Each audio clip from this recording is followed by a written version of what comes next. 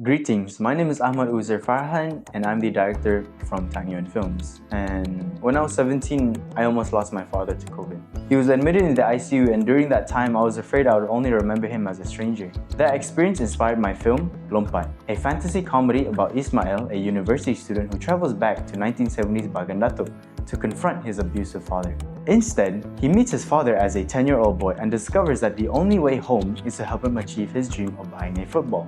In a twist irony, Ismail becomes a father figure to his own father. Through this journey, he learns that his father was also a victim of abuse, leading to empathy and understanding. Through interviews with people aged 18 to 60, we found out that the story resonates most strongly with Gen Z, Millennials, and Gen X, as it explores themes of family trauma, reconciliation, and understanding one's parents. These are universal experiences that transcend geography and culture, making Lompat a story that can connect with audiences across Malaysia, including the diverse communities of Sabah and Sarawak. Lompat is ultimately a story about making the most of the limited time we have with the people we love.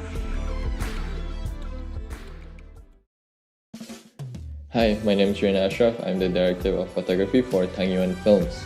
I am here to ensure the visual style reaches the target demographic, which is Gen Z, Millennial, and Gen X, which was previously mentioned by my director. For the look and feel of the film, we'll be having a grayish, cold, muted color for the present, and as for the past, we will be having a more vibrant and warm color. This is to make sure the audience feel more engaged during the past scenes and dull during the present. I have an idea that was inspired from many comedy films, which is the pen whipping instead of cutting, as I'm trying to avoid still shots early in the film. The pen whip also gives more of that comedic effect that feels fresh and doesn't distract the audience. Hello, my name is Awang Kumar and I am a first-time producer in this team.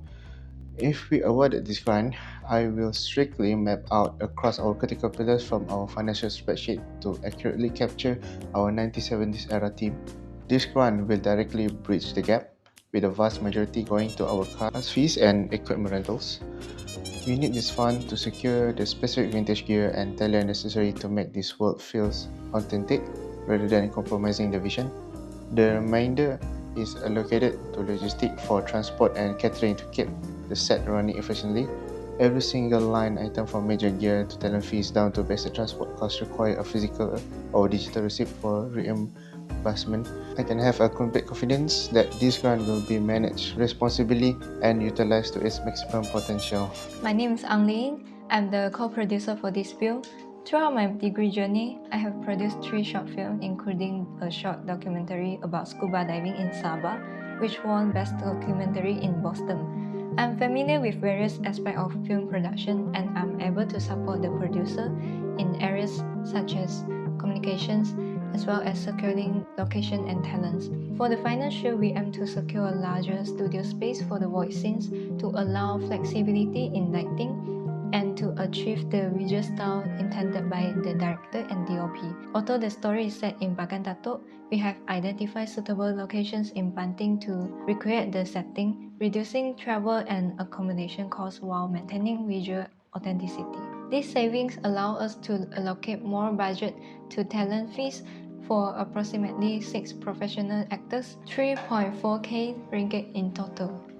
Hello, my name is Irfan. I'm the production designer. A little bit about myself. I have been in the art scene for quite a while. My mom introduced me into art. I have 2 sisters who are also in the art scene. Since our film will be about going back in time, specifically to the 1970s, it will be quite challenging for me to make sure the audience can tell that we have gone back to the past.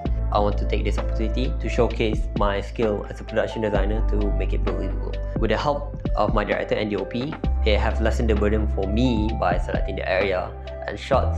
Now, I will not reveal a lot of stuff that will make it look like that way in the present. I have to make the most out of that. My props and wardrobe will be ensured to look like from the 1970s. With my research, the wardrobe itself is quite simple when it comes to budgeting. I will not be taking a lot of the budget. Another thing is the props, some of them will be rented, but the majority of them will be done DIY. Even my angel halos and wings are done DIY by me. I can allocate most of the budget to the rest of the group members so they can have a much more easier time and a sense of peace knowing that they have extra budget. As the post-production supervisor, I'm responsible for the editing, color grading, and overall visual of the film.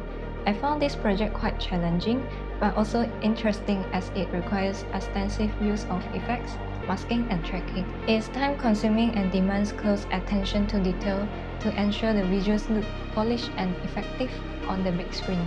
During the lighter moments, particularly when the angels guide Ismail into his father's memories, sound design will enhance the playful and magical atmosphere. In contrast, emotional scenes will feature longer text and smoother transitions to strengthen the audience connection with the characters. Inspired by Date with an Angel, 1987, the angels will be enhanced with soft glow effects. We will also reference the impact style camera shake from Fight Club, 1999, to create transitions between reality and memory sequences.